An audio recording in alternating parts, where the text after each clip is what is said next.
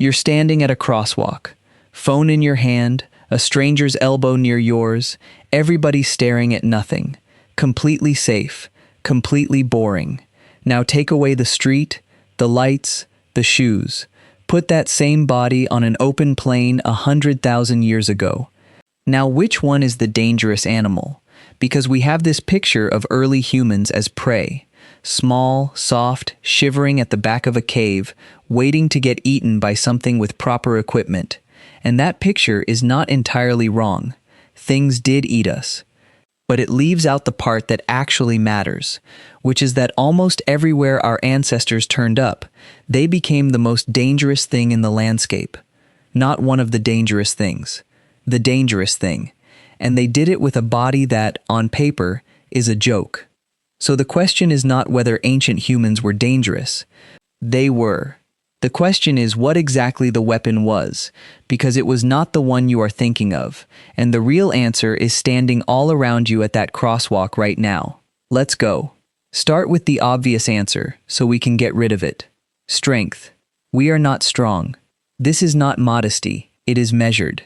Work published by Matthew O'Neill and colleagues found that chimpanzee muscle produces meaningfully more force than human muscle does, roughly a third more for the same amount of tissue, largely because of differences in muscle fiber composition.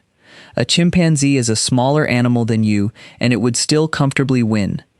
And that is a chimpanzee, our close relative. Widen the comparison and it gets embarrassing. No claws, teeth that are decorative by predator standards. No armor, no venom, no horns, no shell.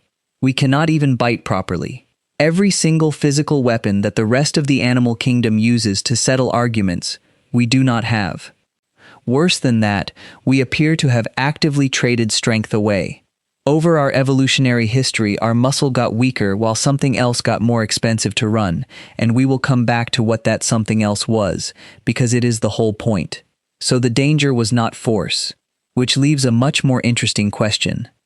What do you do to an animal when you cannot overpower it? The first answer is that you refuse to stop. Feel the back of your neck for a second. You are covered in sweat glands. Somewhere between 2 and 4 million of them, spread over almost your entire skin, on a body that lost most of its fur to make them work better. That combination, bare skin plus liquid cooling across the whole surface, is genuinely unusual.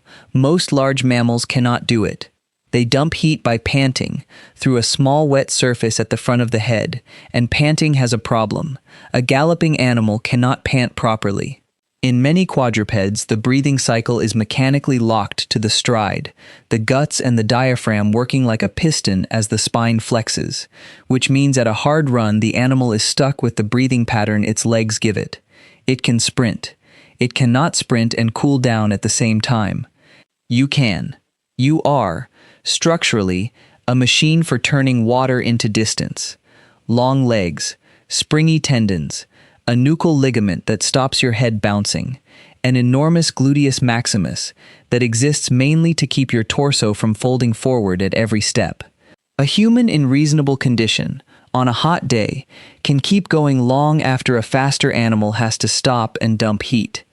That is the basis of persistence hunting, where a group follows an animal in the heat until it collapses from hyperthermia and can simply be walked up to. And here is where I have to be honest with you, because this idea gets oversold constantly. Persistence hunting is real. It has been observed and documented, particularly among Kalahari hunters. What is genuinely uncertain is how common it ever was. It is not the everyday method of most known foraging peoples. It works best in specific climates and terrain, and the confident claim that this is how our ancestors mostly ate is an extrapolation from a small number of cases. What the anatomy supports is that we are built for endurance. What the anatomy does not prove is what we mostly did with it. But hold on to the shape of it, because the shape is the point.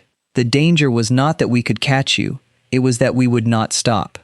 Now the second thing, and this is the one every other animal on the planet genuinely cannot answer.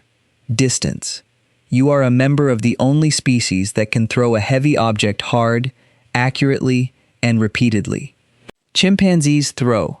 They throw badly. The difference is anatomy. Your shoulder stores elastic energy the way a slingshot does. You cock the arm back, stretch the tendons and ligaments across the joint, and release, and your arm becomes the fastest thing the human body can produce.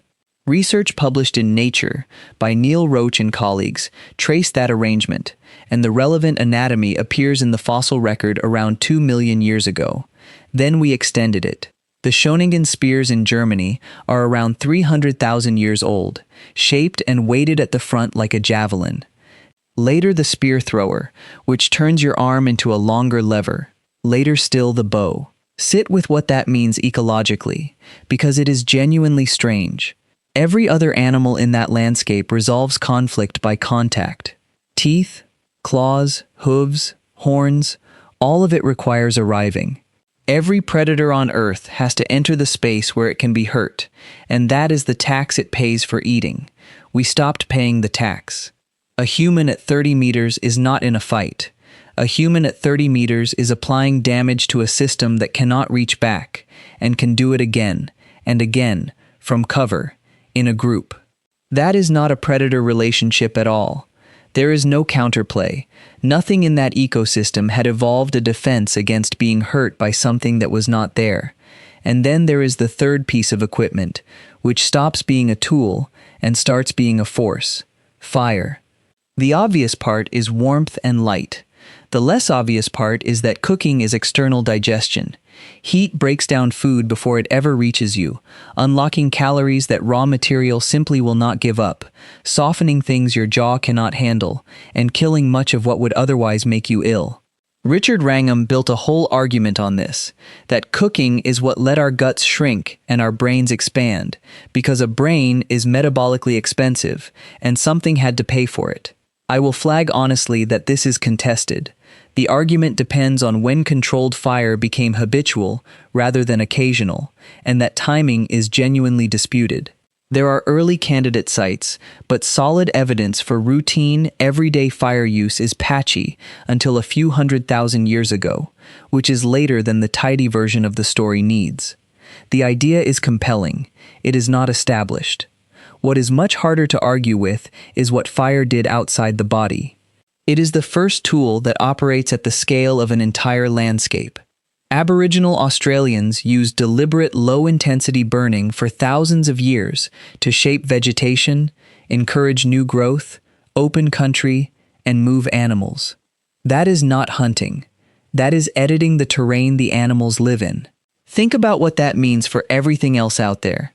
Every other creature in that ecosystem is adapted to a landscape. We started adjusting the landscape. There is no evolutionary response to that on any useful timescale. And that is where most explanations stop. Sweaty, throws things, very persistent.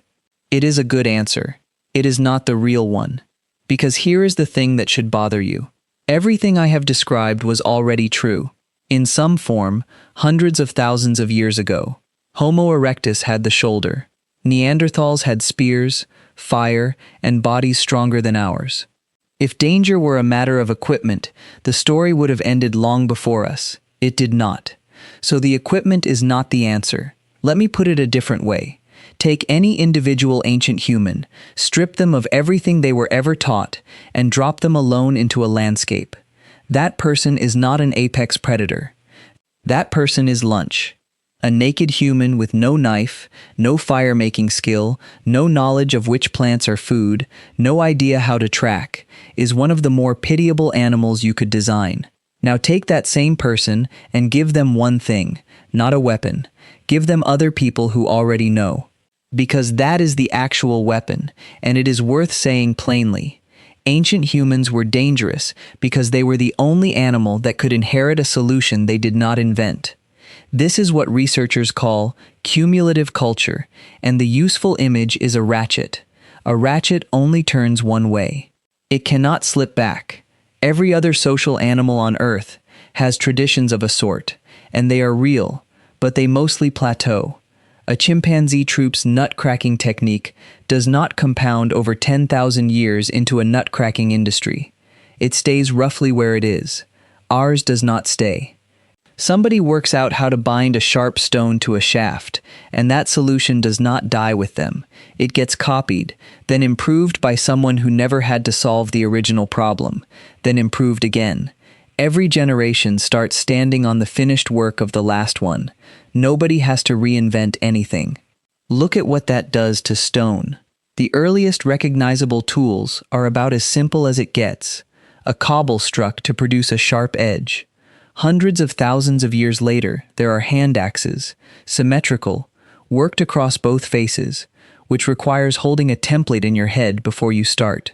Later still, there is the Levallois method, where almost all the effort goes into preparing a core so that one final strike detaches a flake of a shape you decided on in advance. That is not a tool. That is a procedure for producing tools, and you cannot arrive at it by staring hard at a rock.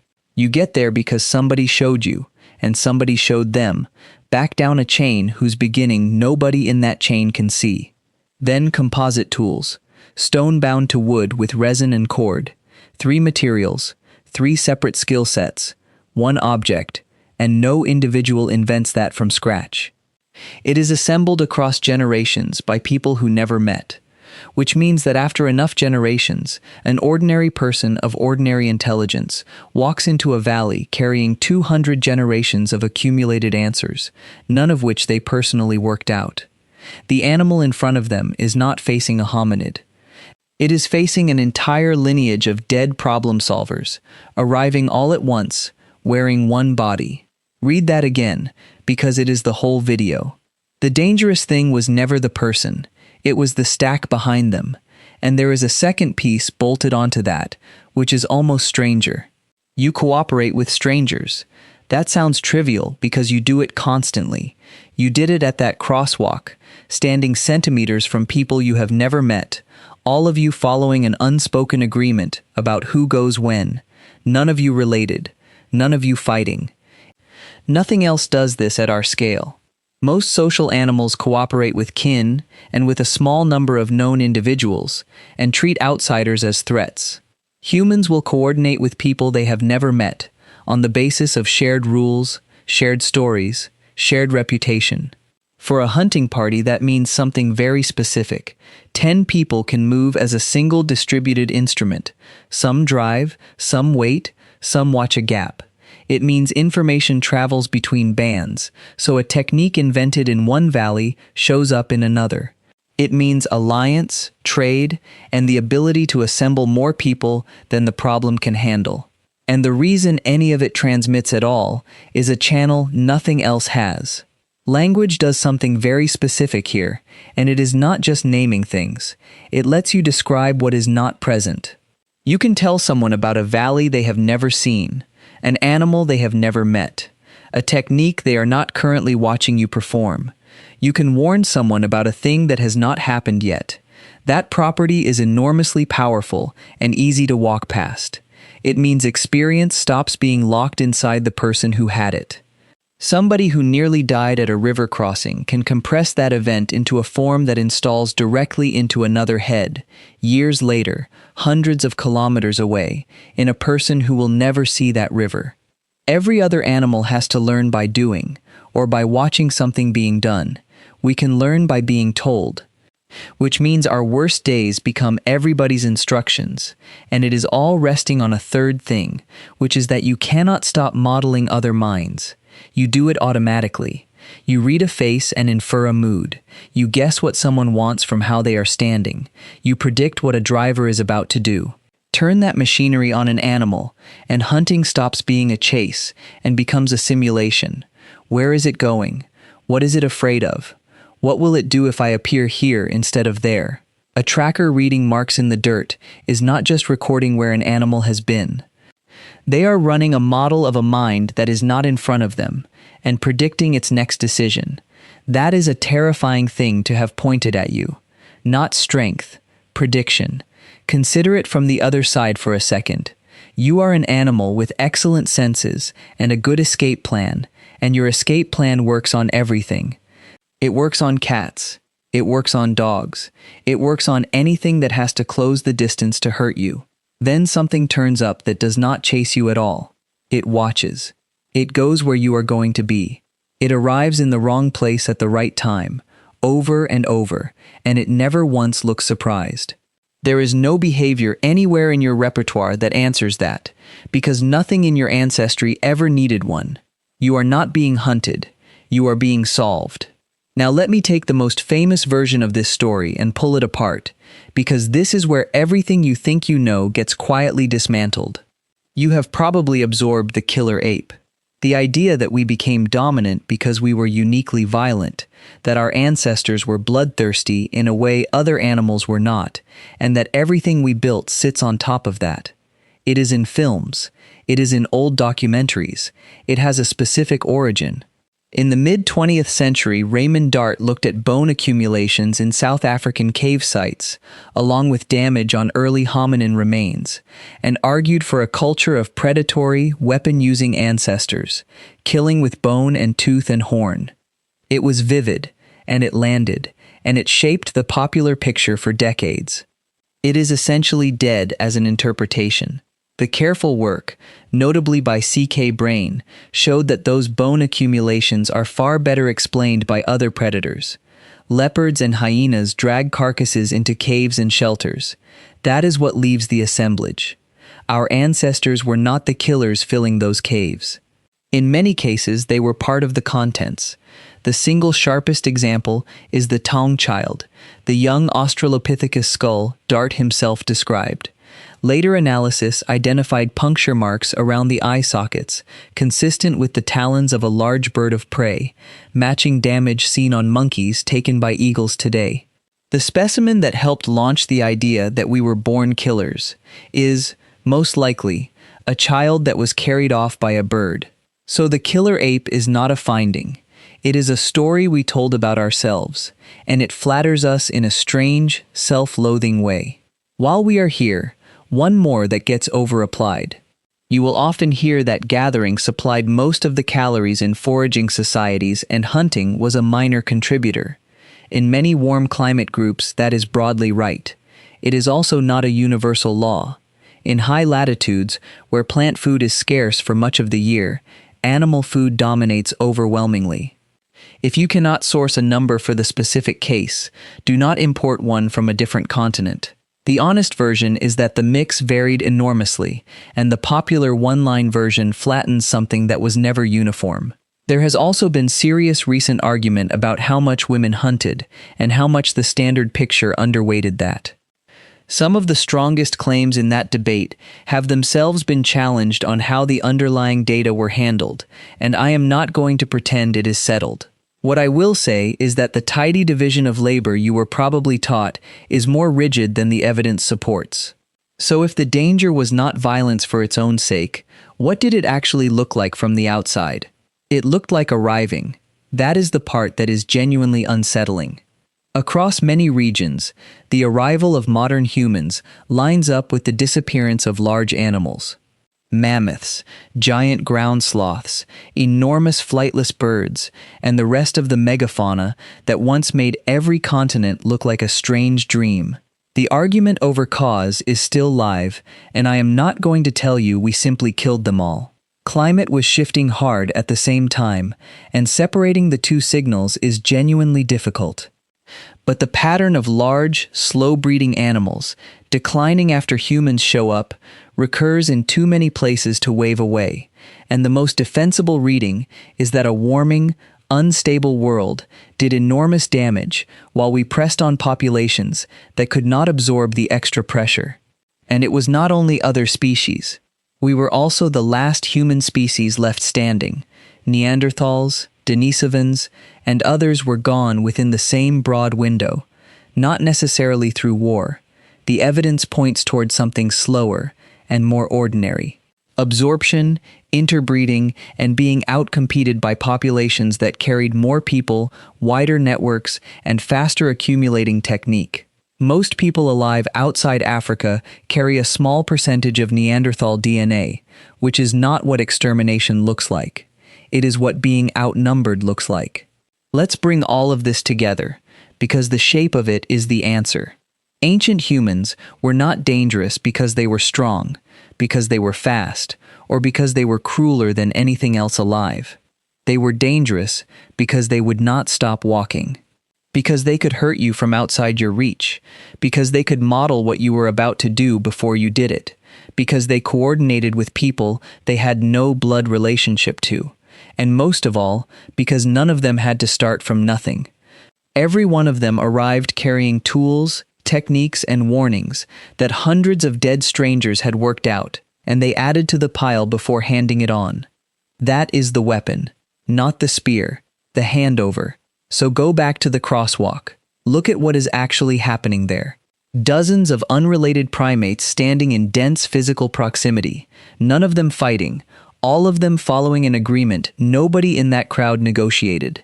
Every object in the scene is the product of a chain of improvements running back to somebody chipping a stone. Nobody there could build any of it alone. All of them are using it perfectly. You are not standing next to the most dangerous animal that ever existed. You are one of them, in a crowd of them, and the reason it feels boring is that this is what the weapon looks like when it is aimed at the ordinary business of getting everyone across the road. The danger never went anywhere. It just learned to queue.